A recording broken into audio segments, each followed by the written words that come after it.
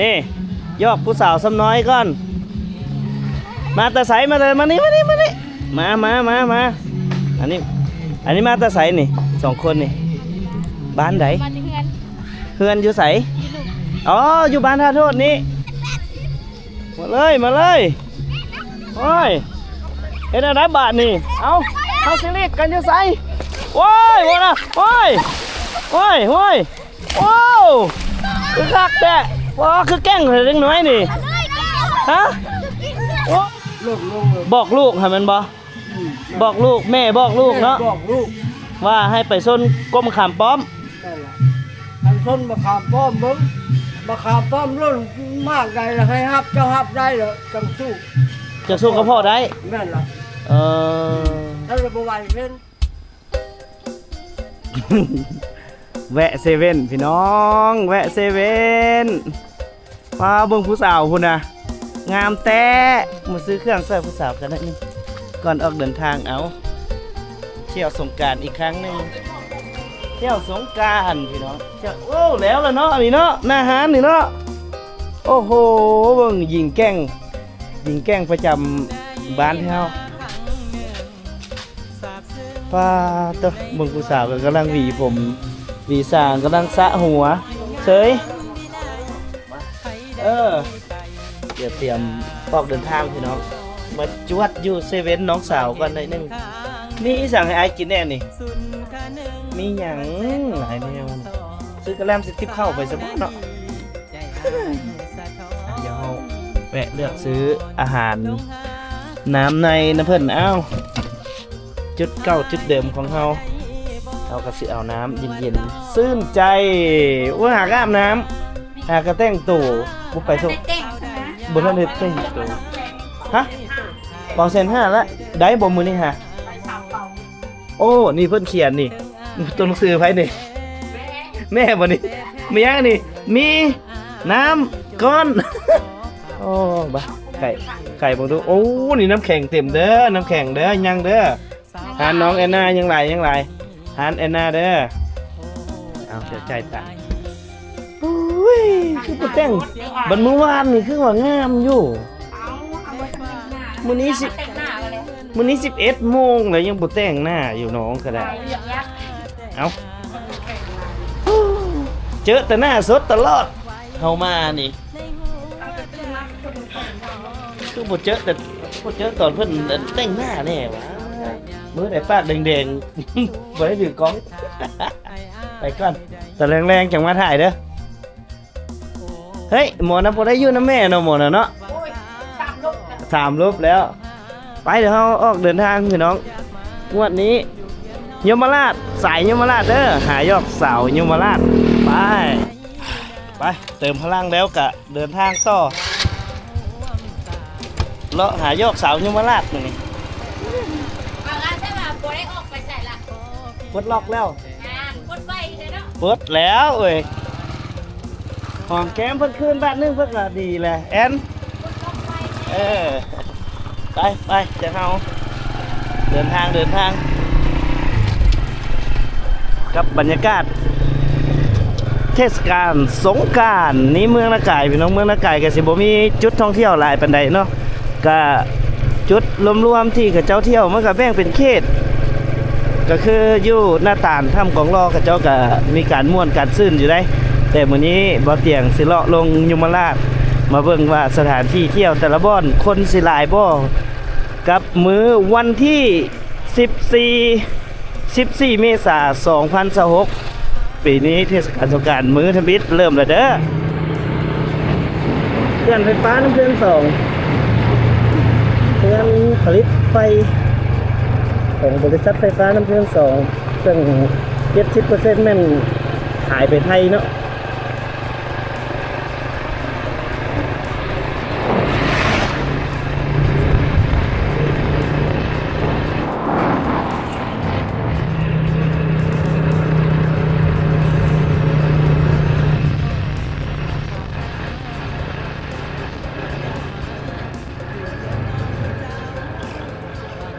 ดอกคูณเหลืองขนาดเลยเอาเดี๋ยวแวะตอนนี้เด้อพี่น้อง วัดบ้านท่าโทษเป็นทางเข้าสู่ท่าโทษก็คือมาฮอดบ้านสร้างแก้วนี่ก็สิมีทางเลี้ยวเนาะถ้ามาจากนาไก่ก็เลี้ยวขวาถ้ามาจากยมราชก็เลี้ยวซ้ายเนาะพี่น้องเลี้ยวซ้ายเข้ามาเลย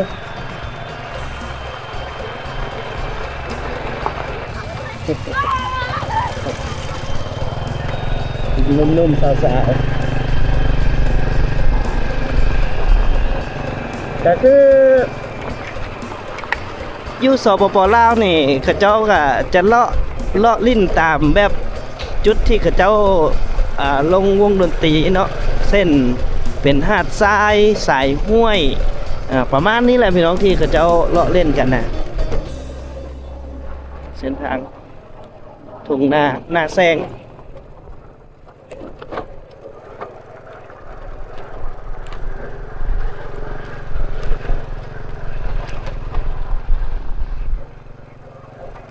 เดี๋ยวพอเตียงสิเลาะไปเบิ่งว่ายุทธโทษสิมีคนไปเล่นบ่ปกตินี่ในแต่ก่อนเนาะเมื่อก่อนนี่ถือว่าเป็นจุดท่องเที่ยวที่ยอดนิยมหลายอยู่ท่าโทษแต่ในปัจจุบันนี่ก็หาก็เริ่มปีนี้แหละที่จะเริ่มคึกคืนแล้วก็มีวงดนตรีมีการจัดงานเกิดขึ้นก็เป็นปีชีวิตก็ยังบ่ทันได้กะเกี่ยมงานอีหยังใหญ่โตมโหฬารหรอกเนาะยังบ่ทันได้มีการโฆษณาบ่ทันได้มีหยังก็ถ้าเบิ่งปีหน้าเป็นต้นไป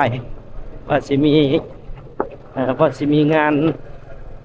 เกิดขึ้นอีกหรือบ่ถ้าว่าเป็นแนวทางที่ดีก็เป็นจุดท่องเที่ยวที่คนจะได้มาพักผ่อนเลยเพราะว่าน้ำมีอย่างต่างๆกัน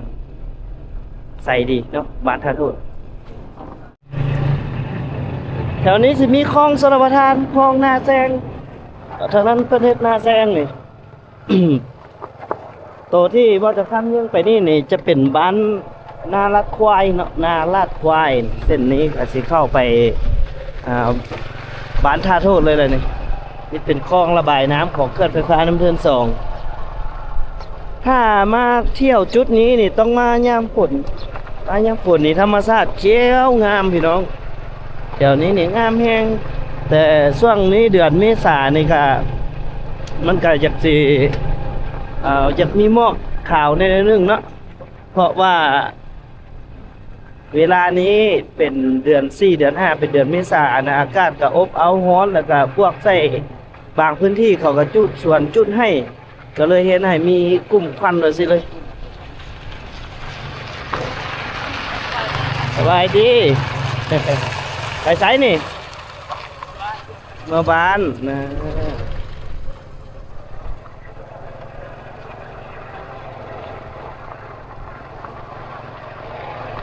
เส้นทางเข้ายังหมู่บ้านท่าโทษอยู่เนาะ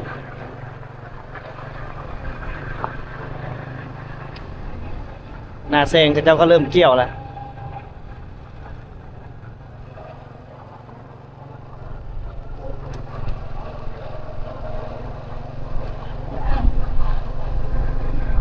นี่คือเส้นทางเข้าไปยัง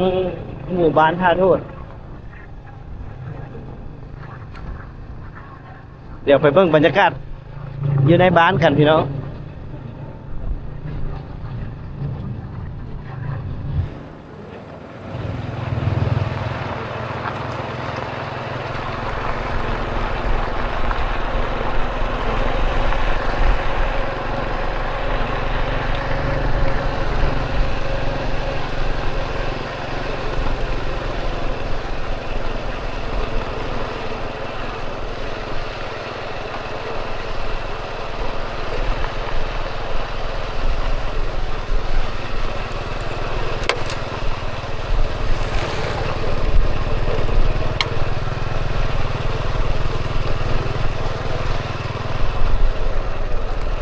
บ้านท่าโทษนี่เป็นบ้านเก่าแก่ดั้งเดิมตั้งแต่โดนนานมาแล้วนะเจ้าตั้งบ้านอยู่จุดนี้น่ะเป็นบ้านส้นเผ่าลาวเทิงว่าเป็นภาษาลาวกับส้นเผ่าในลาวเพื่อก็จะเอิ้นว่าส้นเผ่ามะกองหรืออยู่ที่ไทยที่เพิ่นเคยเอิ้นกันกับส้นเผ่าโซ่นะเอาจุดฝากรถเด้อจุดฝ ฝากรถ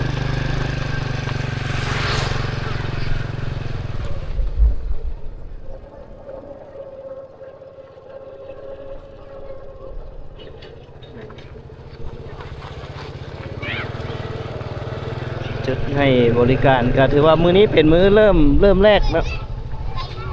สบายดีเป็นมื้อเริ่มแรกเลยนี่บ้านท่าโทษ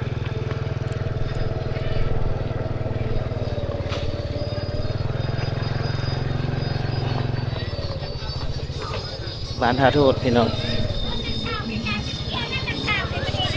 ฮะ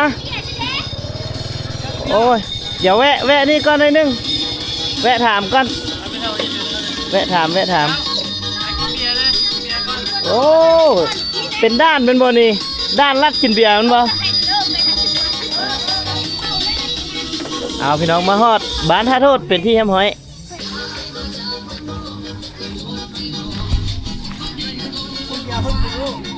เคยเห็นบ่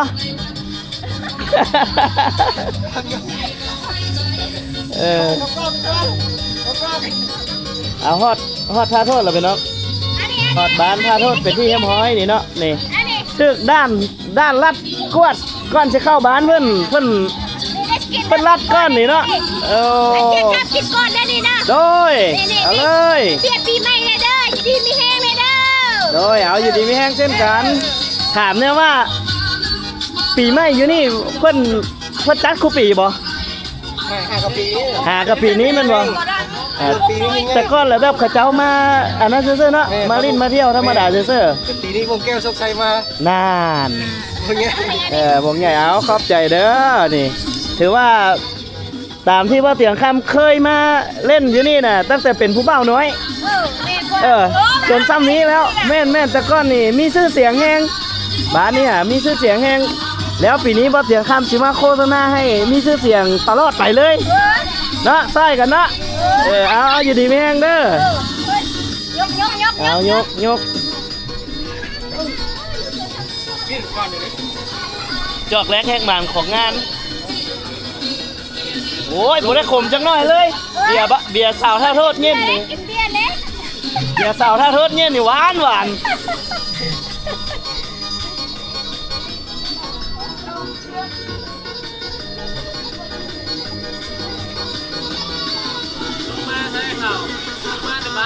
าแต่บ้านเลยครับงกกับใจอยู่ดีไม่แห้งส่งมาโอ้พอแล้วเอาเป็ดช่องได้เป็ดช่องเนี่ยนี้แหละมี1หรือก็มี2คนผู้สาวเห็นบ่ผู้สาวก็มาเล่นมาเที่ยวหันทางนั้น มาเล่นมาเที่ยวโอ้ยมันหลายพวกได้กินเบียร์นั่นจำได้ว่าวันแรกไม่ต้องกินเส้นทอดเด้ยังพอนเอาจัดไปนี่ยอกผู้สาวซ้ำน้อยก่อนมาตะไสมาเลยมานี่มาอันนี้มาตะไสนี่2คนนี่บ้านไหนเฮือนอยู่ไสอ๋ออยู่บ้านท่าโทษนี่ปีนี้ดีใจบ่ที่มีวงใหญ่ๆมาดีใจเนาะแต่ก่อนก็มีแต่เอาตู้ลากลงไปในนี่แล้วก็กินกันแม่นบ่แต่ปีนี้มีวงดนตรีใหญ่มาเนาะดีใจเนาะเอิ้นแขกมาเด้อมาเที่ยวท่าโทษเด้อปีนี้มีวงดนตรีใหญ่มาว่าสิไว้เอาพี่น้องนี่เดี๋ยวบ่เตียงผ้าเบิ้งบริเวณจุดที่ลิ่นน้ำเนาะปีนี้ก็เป็นปีเดบิตที่เพิ่นจัดใหญ่แต่ก็จุดนี้บ่เตียงบอกเลยว่านอกจากเฮาจะได้มาลิ่นน้ำแล้วยังมีสถานที่ที่เฮาจะได้เฮ็ดบุญหรือว่าเข้าไปลิ่นไปท่องเที่ยวอีกนะก็คือมีถ้ำเนาะพี่น้องเนาะมีถ้ำทรพีนี่หรือว่าเพิ่นเอิ้นว่าถ้ำควายแล้วก็จะมีพระพุทธรูปไว้ให้เฮาสักการะบูชาเนาะแล้วก็ได้มีอ่างน้ำที่ให้เฮาได้ลิ่นแบบอากาศร้อนๆแบบนี้ก็ลงลิ่นน้ำเย็นๆแล้วก็มีวงดนตรีที่คอยบันเทิงให้กับพี่กับน้องนี่ได้ม่วนได้ซื่นอีกพี่น้องเดี๋ยวเฮามาเบิ่ง อ่าวิวอ่างน้ำเนาะอันนี้เพิ่นน่าจะหากะเฮ็ดเนาะน่าจะหากะเฮ็ดนี่เป็นขัวไม้ให้พวกเขาได้ลิ้นเนาะแต่ว่าปีนี้ก็เริ่มปีทบิตที่เพิ่นมีการจัดให้มีงานลิ้นท่องเที่ยวใหญ่ๆเนาะก็ลองมาสัมผัสเบิ่งเนาะพี่น้องเนาะเป็นปีทบิตปีหน้าคิดว่าน่าจะจัดใหญ่ๆกว่านี้เลยแหละเนาะนี่บรรยากาศพี่น้องบาทโทษเด้อ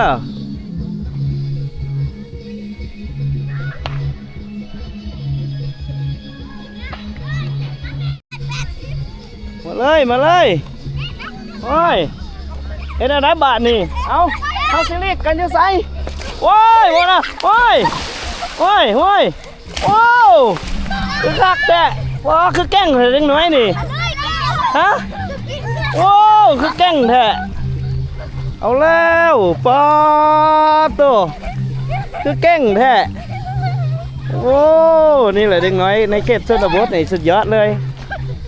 โพ่นทางนั้นก็ได้ว้าตัวคักแท้เอ้ยว้ายหมอนั้นไม่อยากคือแกบัดเลยนุ่งเครื่องบูได้บุยโอ้ยมันก็เข้ากล้องนุ่งห้องบูได้แล้วน่ะเอานี่พี่น้องนี่เอาเบิ่งบรรยากาศเอาขึ้นมาเรียนกระโดดบ้านเดียวดูมาเห็นได้เลยโอ้คักหลายบังเดิมพี่น้องก็สุดยอดเบิ่งภาพบรรยากาศนี่ป๊าบตัวหุ่นน่ะคักสุดนี่เอาเล่นน้ำกันพี่น้องนี่สุดยอด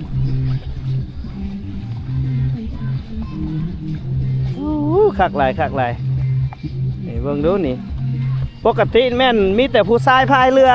แต่มื้อนี้แม่นผู้สาวพายเรือมื้อนี้เอาไปเบิ่งกับเจ้าเฮ็ดเอาเดี๋ยวมาถามก่อนนี่เอาอ๋อเฮ็ดไปสิบ่สิขึ้นไปเทิงพุ่นวะโอ้นอนไปเลยบัดนี้ เคยเห็นได้ยินแต่เขาเอานี่แล้วเนี่ยเคยเห็นแต่เขาว่าผู้ชายพายเรืออันนี้ผู้หญิงพายเรือพี่น้องเอาไปเอาวิถีชีวิตปกตินี่ผู้หญิงยิงเรือว่าสินี่สุดยอดพี่น้องสุดยอดบรรยากาศดีลาย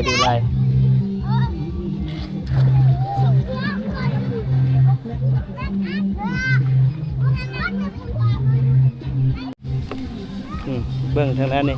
เดี๋ยวสิถามเบื้องเขาเจ้าว่าเขาเจ้าเตรียมไปใส่เดี๋ยวมาถามเบื้องเขาเจ้ากันเด้อว่าเขาเจ้าเตรียมสิไปใส่น่าจะไปส่งพระสบายดี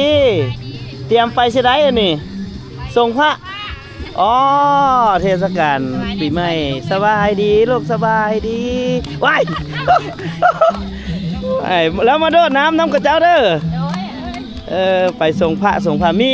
มีพระพุทธรูปอยู่จุดนั้นพี่น้องที่ให้ได้เฮ็ดบุญโอ้ปีนี้เพิ่นเฮ็ดขัวไม้เนาะให้ผู้คนได้ไปส่งพระแล้วก็มีถ้ำมีอย่างอีกได้ที่ให้คนได้เล่นกันเนาะ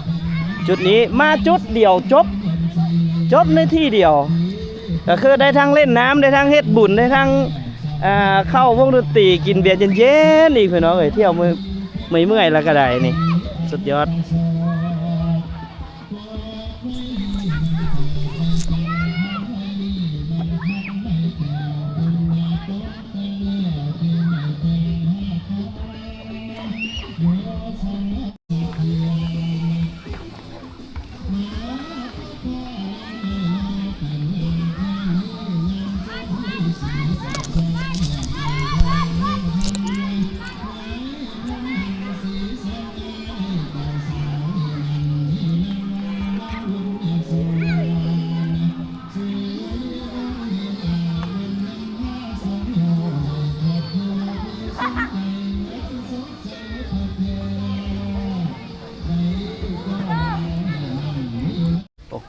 จุดทางนั้นพี่น้อง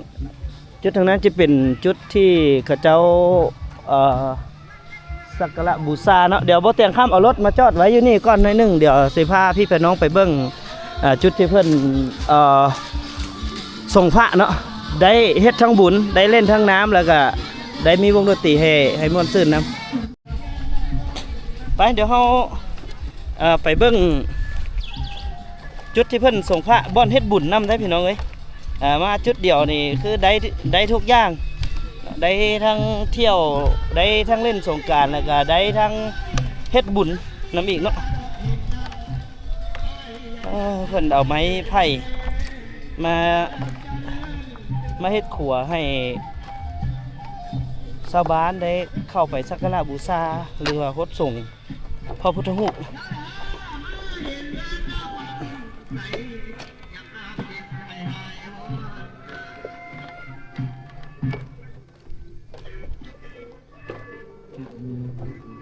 เอาไปเด้ยบ่มีใครตันทางแล้ว ไปเดี๋ยวเขาย่างไปเจอนั่นแล้วพี่น้องอยู่นี่จุดท่องเที่ยวเรือจุดเฮ็ดบุญของบ้านเพิ่นก็จ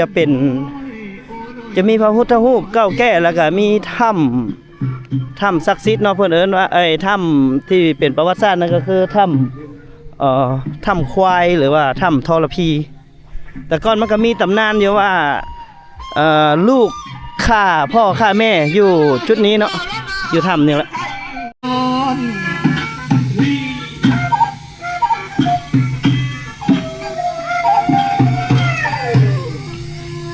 จุดเฮ็ดบุญ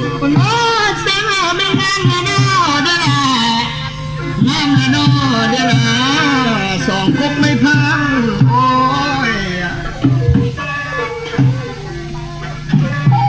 ที่หลังจังเหมือนงามนำเดือดสองงามต่อพี่น้องไอ้ยับเกิดแล้วห่วงทน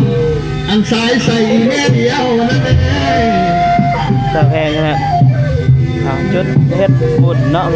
พี่น้องชาวบ้านค่าโทษเนาะก็ค่ารับแขกอยู่เด้อนี่ค่ารับแขกอยู่เนาะปีนี้เพิ่นว่าขอให้แขกมาเล่นมาเที่ยวบุญบ้านเพิ่นแน่เพิ่นว่าเนาะให้คนมาเล่นมาเที่ยวแน่เนาะให้บ้านท่าทูตได้คึกคืนคือเก่าตอนนี้ก็จะมีคนมาส่งพระนำเลยพี่น้องกินกอบชูนั่นบ่ได้ปล่อยแย่ลิ้นอยู่กันไหนด่าเสียใจใจลังนั่นเอาทางนี้นี่พี่น้องนี่เดี๋ยวเราจะข้ามพาขึ้นไปเบื้องจุดที่เพื่อนมาส่งพระเนาะเป็นพระพุทธรูปเบื้องกินดอกจำปาพี่น้องจุดจะเป็นวัดเก่าแก่เนี่ยจะมีดอกจำปาพระธาตุนี่ก็เป็นพระธาตุที่เพิ่นสร้างขึ้นมาตั้งแต่ปีนี่นะเพิ่นเขียนไว้ในนี่ก็คือ1976หลังจากสงครามโลกครั้งที่2เสร็จสิ้นลงรวมๆแล้วก็50ปีครับพี่น้อง50 ปีละนี่คือเป็นพระพุทธรูปที่เปิดให้พ่อแม่พี่น้องได้ฮดได้สูงเนาะมีปีเพิ่นสร้างบ่เนี่ยพ่อปีเพิ่นสร้างเพิ่นเขียนไว้มีบ่ตอนนี้2,000เท่าไหร่2018 2ไปยังพระนี่โอ้ไปบ่นี่เลยเขียนโอนบ่แม่นปุ๊ก่อนนั้นน่ะก่อนปี1957อีกโอ้ปี1950ปุ๊นี่เนาะพี่น้องอันนั้นตำลังบ่ได้อันไหนไปเว้าดังๆนี่เขามีเขียนนี่พระพุทธรูปนี่สร้างขึ้นมาพร้อมเลยแม่นบ่นี่กับพระธาตุนี้เนาะ1957สงครามโลกครั้งที่1ป๊าดโตพี่น้องเอ้ยรวมๆแล้วนี่70สร้างก้อนนะมันเร็วปี1957แต่ว่าสร้างแล้วสร้างก้อนหน้านั้นแต่มาสำเร็จ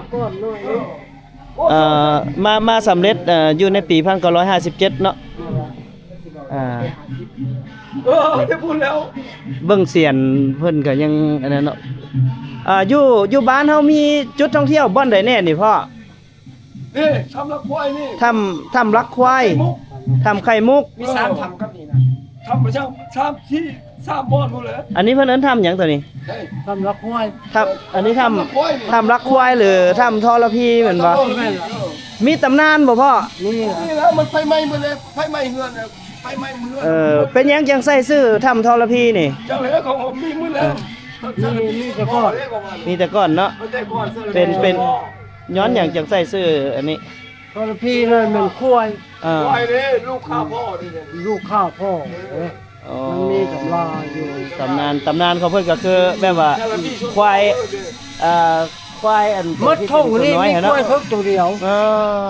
อ เพราะว่าคันนี้เขาส่องมันเป็นค่าที่รถพ่อ โอ้ ในลูกตัวเพิ่งมาเกียบขึ้นเลย เออ ในลูกแม่นั่นแหละไม่เชื่องไม่นี้ เออ จนเท่าวันใหญ่พ่อจีนซ้ำพ่อเลยจังลูกออกลักออก แล้วออกพูนั้นมันฆ่าพ่ออยู่ในถ้ำเลย ไปถามพ่ออยู่พูดมาเพนพ่อกันพ่อเบ็ดมาใส่เลยแหละ แปลว่าอยากให้มีแต่เจ้าตึกเจ้าเดียวว่าซั่นซะเนาะมีเทิกเดียวว่าซั่นซะบ่ให้มีหลายเทิกบัดสุดท้ายแล้วลูกก็เลย เดี๋ยวเลย ได้หลีอยู่ในถ้ำนี้ว่าซั่นซะเนาะ มาลี มาหลีอยู่ในถ้ำนี้จนว่าห้อยตีนซ้ำกัน แม่นล่ะ แล้วออกไปประเสริฐหน้ากับพ่อ พ่อก็ยักฆ่ากับลูกกับบายเลยแมันบ่แล้วก็เลยได้ฆ่าพ่อหันจังได้ใส่ชื่อว่าถ้ำทรพีหรือว่าถ้ำควายถ้ำรักควาย ครับทำชุดหมอ โดยอันนี้คือตำนานนะพี่น้องบ้านท่าทูตเอานี่เห็นบ่ห้องหอยวัฒนธรรมการเฮ็ดการสร้างอันเก่าแก่ของเพิ่นเนาะ เอาพูดเข้า นี่ทางเลยทางตะพุ่ง ผู้ภาคผู้ไม้นะพูดลงเลย บอกลูกให้มันบ่บอกลูกแม่บอกลูกเนาะ บอกลูก ว่าให้ไปส้นก้มขามป้อม นั่นล่ะอันส้นมะขามป้อมเบิ้งมะขามป้อมรุ่นมากใดละให้ฮับเจ้าฮับได้เหรอจังสู้ จะสู้กับพ่อได้ นั่นล่ะ เออ ถ้าจะบไหวเล่น บ่ซันนี่สู้พ่อบ่ได้แน่นอนเนาะ มะขามป้อมรุ่นชิดทันได้ชิดกูมากเลย โอ้โหอันนี้คือตำนาน อันนี้คือตำนานของถ้ำตอนนี้มีคนเข้าไปเที่ยวอยู่บ่พ่อมีคนเข้าไปอยู่บ่ นี่นี่ทางมันเจ้าเข้าไปอยู่นั่นอยู่นั่นเหรอมีบวชรักควายก็มีได้อยู่นั่นนะอยู่ในมีรักควาย บ่เข้าไปเลิกบ่ เยอะก็บ่เลิกเดี๋ยวนี้น้ำมันป้าไปแล้วไปฮอดไปทักปากมันน้อยลงได้อยู่ ได้แต่แถวทางปากมันนี่เนาะจะมีถ้ำอยู่พี่น้องเดี๋ยวจังไดก็มาแวะมาเล่นมาเที่ยวเบิ่งเด้อ มีงูจงหวัง งูสวง ข้าวที่จักเลยตัด แต่ว่าเป็นหินมาแล้วแม่นบ่ เป็นหินมาแล้วควายกันเป็นหินเลยก็ตัดต่อ ควายก็เป็นหิน ขี้มันก็ยังเลื่อม แต่ว่าอยู่ในถ้ำพุ่นเนาะ ถ้าเป็นหิน น้ำนั่นแหละไปก็เห็นนะนี่ รักควายมันก็ยังน่ะยัง น้ำละควายทางงูเลยติดสายทบหมดแล้ว อ๋อ พออัดเนี่ยมัน ตะกี้นี่เหรอคือขี้ ก็ว่าแหละพี่น้องมันก็หลายฟ้าหลายปีไปเนาะดินน้ำมันไหลเซาะเอาดินทรายดินอย่างมามันก็เขาเอิ้นว่ามันก็สลายไปกับการเวลาของมันนะเอาขอบใจเด้อพ่อเด้อที่เล่าประวัติของถ้ำอยู่บ้านท่าโทษเฮาเนาะบ้านท่าโทษนี่มีตำนานหลายสิ่งหลายอย่างเลยพี่น้องแล้วก็มีสถานที่ท่องเที่ยวหลายอย่างเนาะล่าสุดคือบ่าวเตือนคำเคยได้ไปล่าสุดก็คือถ้ำไข่มุกมันจะมี2ถ้ำเนาะถ้ำตัวหนึงจะเป็นถ้ำน้ำถ้ำตัวหนึงจะเป็นถ้ำหินเลื่อมอันนี้ก็ลองไปเที่ยวเบิ่งพี่น้องลองไปเที่ยวไปก็เด้อขอบใจเด้อพ่อเด้อขอให้มีคนมาเที่ยวหลาย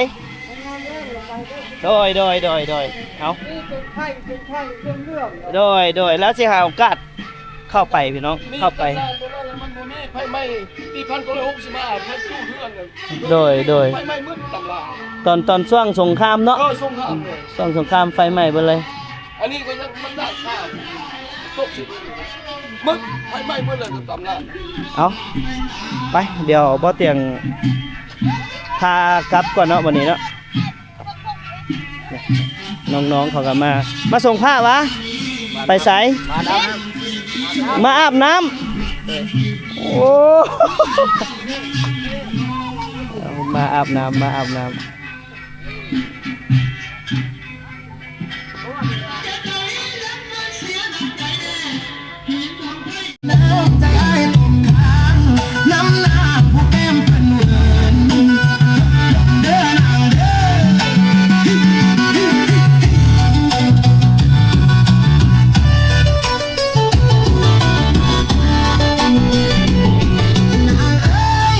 ไป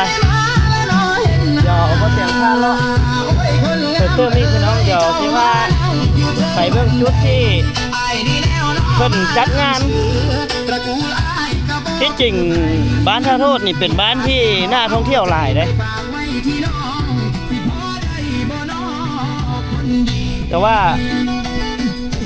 มันในช่วงก่อนนั่นก็มันขาดการพัฒนาอย่างต่อเนื่องก็เลยเฮ็ดให้จุดนี้นี่ ได้หยุดสงัดในการจัดงานการท่องเที่ยว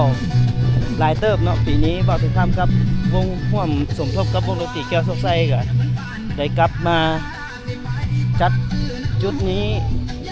แล้วก็มาโปรโมทโฆษณาให้จุดนี้นี่ได้รับความสนใจเพิ่มขึ้นเนาะก็หวังว่าหลายๆคนก็คือสิได้เห็นหูข่าวว่าบ้านท่าโทษนี่ได้จัดงานเด้อว่าสินะจึงสิได้หาโอกาสมาเล่นมาเที่ยวทางนี้ได้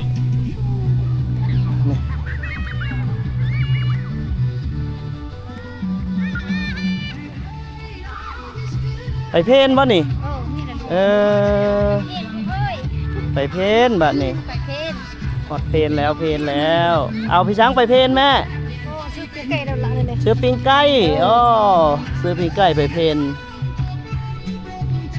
เอาไปแค่เฮาเดี๋ยวบ่เตียงข้ามพาไปหาวงดนตรีเนาะบัดนี้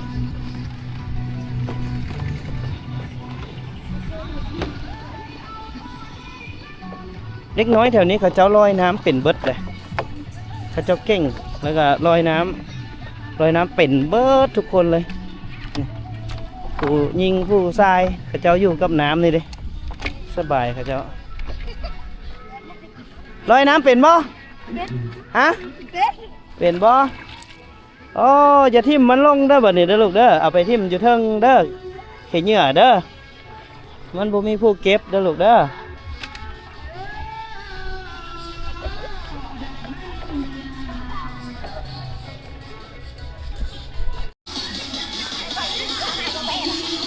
ไปเพนบ่ไปเพนโอ้บ่ได้ไปผ้าถอยเนาะเอาก็ได้ เอานี่ก็หวังว่าอีก2-3 มื้อที่เหลือก็คือสิคึกคืนหลายกว่านี้เนาะมื้อนี้ก็เป็นมื้อทำอิฐผู้คนก็อาจจะยังบ่ทันได้รู้ว่าอยู่บ้านท่าโทษนี้จัดงานเนาะมื้อนี้ก็สิได้ลงให้พี่ให้น้องได้เบิ่งเพื่อที่จะให้หลายๆท่านได้รู้ว่าอยู่ท่าโทษจะเริ่มจัดงานยิ่งใหญ่อยู่ได้ปกตินี่ถ้าคนหูล่วงหน้านี่คนขายเครื่องเต็มเลยได้พี่น้องแถวนี้นี่แถวนี้จะมีคนขายเครื่องแบบเต็มที่เลย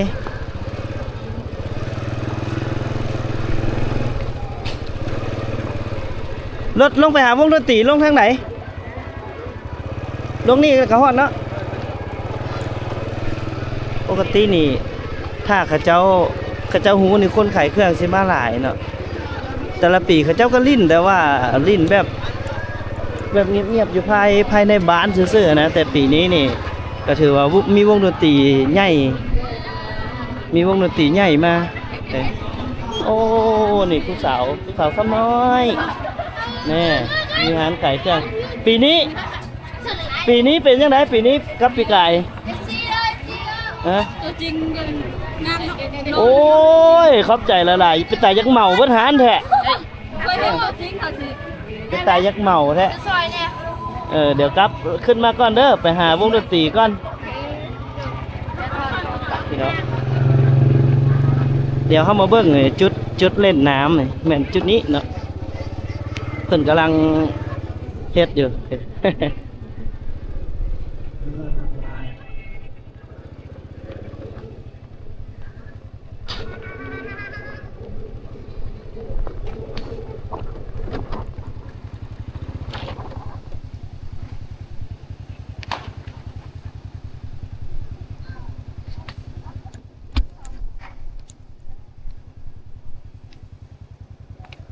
เอานี่แหละฮอดแล้วพี่น้องท่าโทษเนาะกะจุดที่เพิ่นจัดงานเดี๋ยวเฮาพาลงมาเบิ่งจุดที่เพิ่นจัดงานมื้อแรกแหกมานมื้อแรกแหกมานของเทศกาลสงกรานต์เนาะเดี๋ยวเฮามาพาพี่พาน้องเบิ่งแล้วก็จะมาเชิญชวนเนาะว่าอยู่จุดนี้มีดีแบบใดมาลิ้นมาเที่ยวจะได้อย่างแน่เดี๋ยวเฮาบ่เตียงสิพามาเลาะเบิ่งมาขอจอดอยู่ห่มกันมาจอดอยู่ห่มก่อน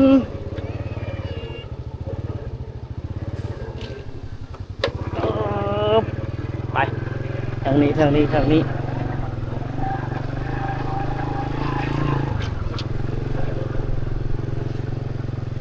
กำลังกักเก็บงานเดี๋ยวเขาจอดรถไว้อยู่ห่มกัน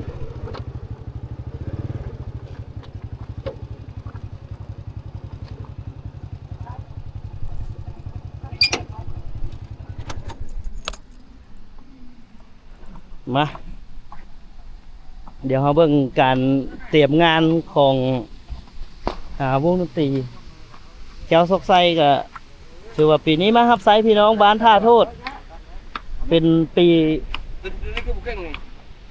แรกปีทำอิฐที่มีวงดนตรีใหญ่แบบนี้มาให้ความม่วนความซื่น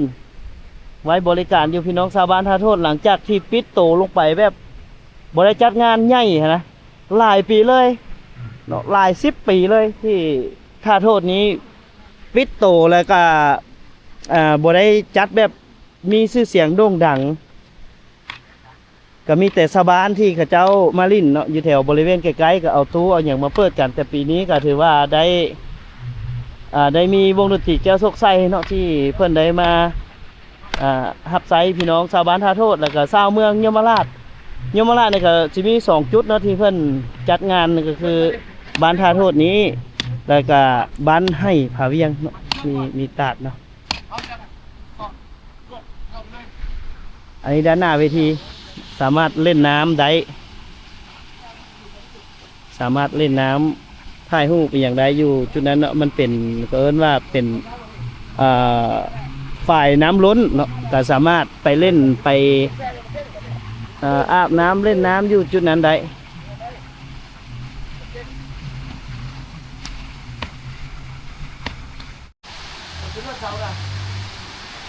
จะกาวดีสุดแล้วพี่น้องกำลังขึ้นเด้อกำลังขึ้นผ้ากันแสงตอนแรงๆตอนแรงๆ3-4 โมงก็มาม่วนมาซื้อน้ำเพิ่นเด้อพี่น้องเด้ออยู่ที่บ้านท่าโทษเนาะอยู่ฝ่ายน้ำล้นบ้านท่าโทษเพิ่นกำลังกะเกี่ยมขึ้นผ้ากันแสงแล้วเรียบร้อยละหลังจากขึ้นผ้ากันแสงแล้วเรียบร้อยแล้วก็สามารถเปิดเครื่องเปิดงานได้เลยจากใดก็มาเล่นมาเที่ยวกันบรรยากาศดีสุดพี่น้องนี่บรรยากาศสุดยอดเลย